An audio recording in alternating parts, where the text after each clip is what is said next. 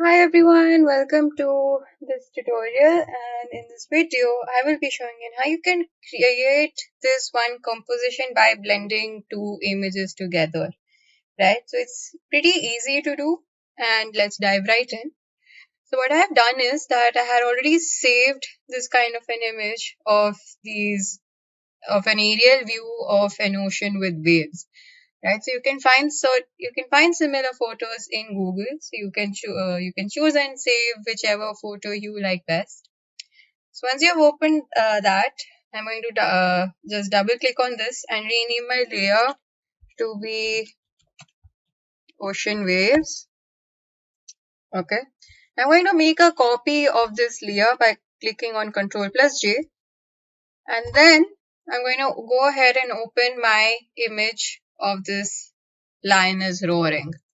Right? So you go to File, click on Open, and it was saved here.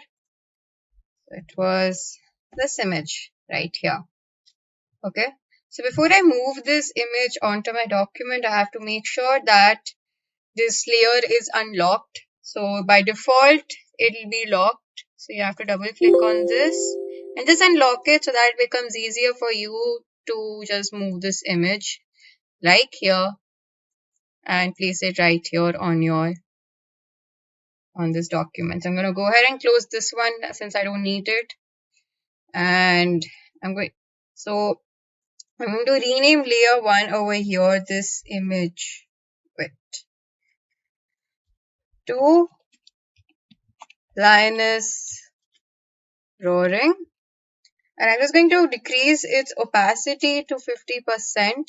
So that is easier for me to see as to where I want my image to be. So for example, I want my image to be right over here, approximately where the waves are coming in.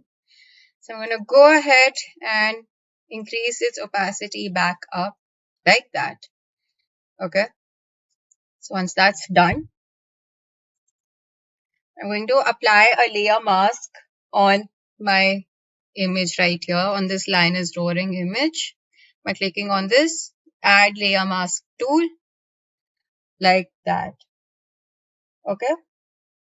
So now what I'm going to do is that I need to get rid of the background because I just want the face.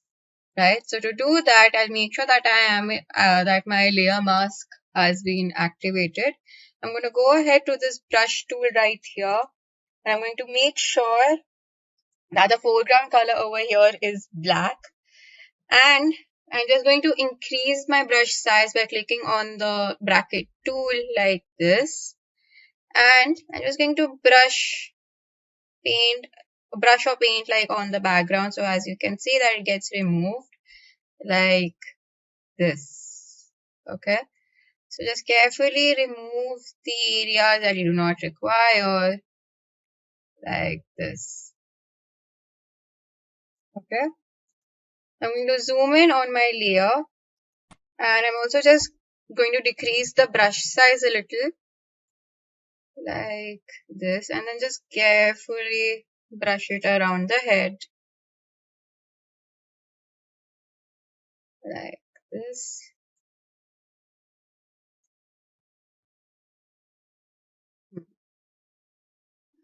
Brush it from the side as well.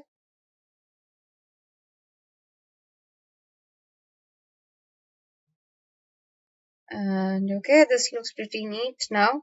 And we've got the head like that. Okay.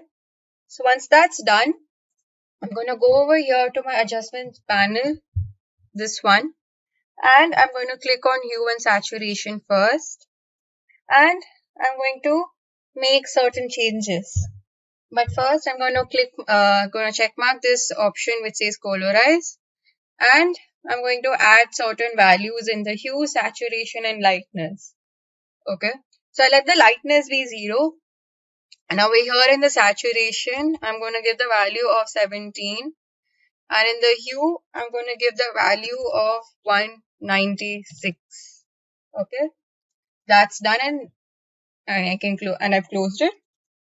Then I'm going to open my second adjustment layer, which is going to be hue and saturation. No, sorry, we just did that. I'm going to open brightness and contrast. And over here, I'm going to make the brightness to be -10. Oh, yeah, -10, and contrast to be -20, like that. Okay, then gonna go ahead and close that as well. Now I'm going to open up the hue and saturation again from the adjustment layer. And now, no wait, this was brightness and contrast. Wait, my bad. I'm gonna go ahead and delete that. Yeah, delete. So I'm gonna open up hue and saturation right here. And in the hue this time, I'm gonna give the option to be 2. The saturation is going to be 35. And the lightness remains to be 0, like that. Okay, so we've done that. And I'm going to come back to brightness and contrast again, right? And this time the brightness remains to be 0 and the contrast is going to be 50, like that. If I zoom out, you can see that it's starting to blend with the background and it's starting to take some kind of form. But we still have slight more editing to do. So we are almost done. So I'm going to come back here to my layers panel again, and this time I'm going to choose the gradient right here. Okay. So what I'm going to do is that I'm going to change the color over here. So I'm going to choose this one, this black and white. And no, actually it's this one, the first one where the name says it's foreground to background. Okay. So now I'm going to change colors now. So I'm going to double click on the left tab right here where the white is there, right? So when you do that, you get this option which says color picker, right? So I'm going to give a color code right here next to this hashtag. So the color code is 001025. Okay. So the color code again is 001025, and when you add the color code, you'll get this really dark shade of blue. And you go ahead and click on OK. And I'm going to change the color of the right hand side tab as well. So double click on that again. And this time the color code is going to be DDE So once you add the color code, you'll get this light shade of blue like that. Click on OK. Go back to OK.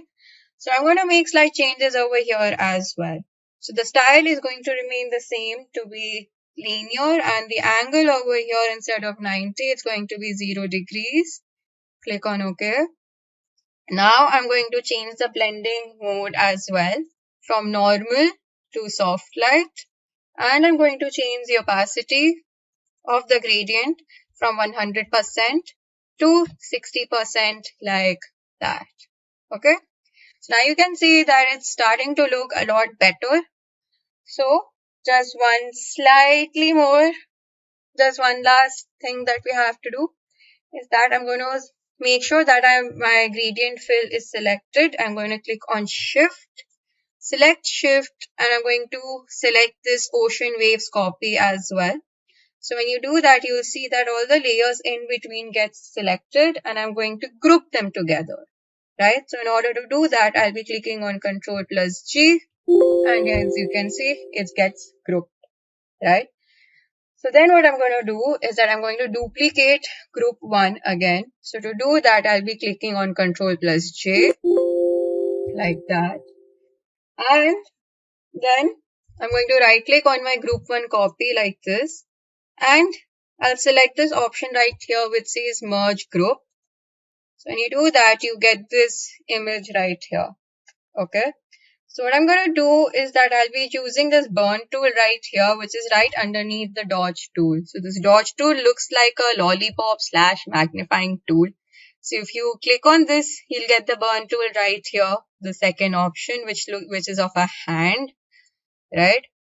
So you select that. Okay. So I'm going to make slight changes here. Okay. So I'll make sure that my brush size over here is 400. Then I'm going to make sure that my range is shadows for now, right? And my exposure is 30%. Okay. So watch carefully. So if I just paint it on my right hand side, as you can see, it's starting to get a little darker right here. It's very minor, but I'll show you. See. So initially it was like this, but when you add the burn tool, the darkness on the left hand side, you'll see it's starting to get a little dark, right? So it's from dark to light. So then I'm going to just change from shadows to midtones and then just going to paint it a little on the middle as well, like that. Then change to highlights and then just paint on the right hand side as well. So I know it's not much of a difference that you can see, but if you switch this off, you switch this back on again, you can see it's looking a lot better and it looks like as if it's been blended with the background as well. So there we go. We have now successfully blended two images together to create one composition. So once that's done, now you can go ahead and also save this. So to do that, I'll be going to File and clicking on Save As. So I'm going to save it right here. So you can save it wherever you want to. If you have a particular file, if you want to save it in your desktop or anywhere, okay? So as you can see, the Save As type by default is going to be in Photoshop file and the short form is PSD. It's usually PSD, okay? So I'm going to give the file name to be, let's say, composition.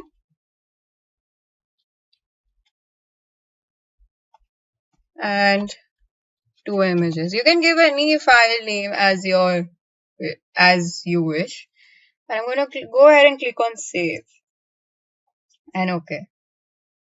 And I'm also going to show you how you can save the same image in a JPEG format as well. So it's super easy. So we go back to file and click on save as. So over here, I'm going to let the file name be the way it is. But instead of saving the file in a Photoshop file, I'm going to click on this drop down box and select JPEG, this first option right here. And I'll just click on save. And I'm going to let the file size be medium right here and click on OK. So that's it. We have now successfully saved our file in a PSD format and as well in a JPEG format as well. So I hope you found this video to be useful, and with a little practice, you can blend other images together and play around with the hue and saturations, the gradient, the brightness and contrast, and get the desired result that you are looking for. So thank you for watching and stay tuned for more.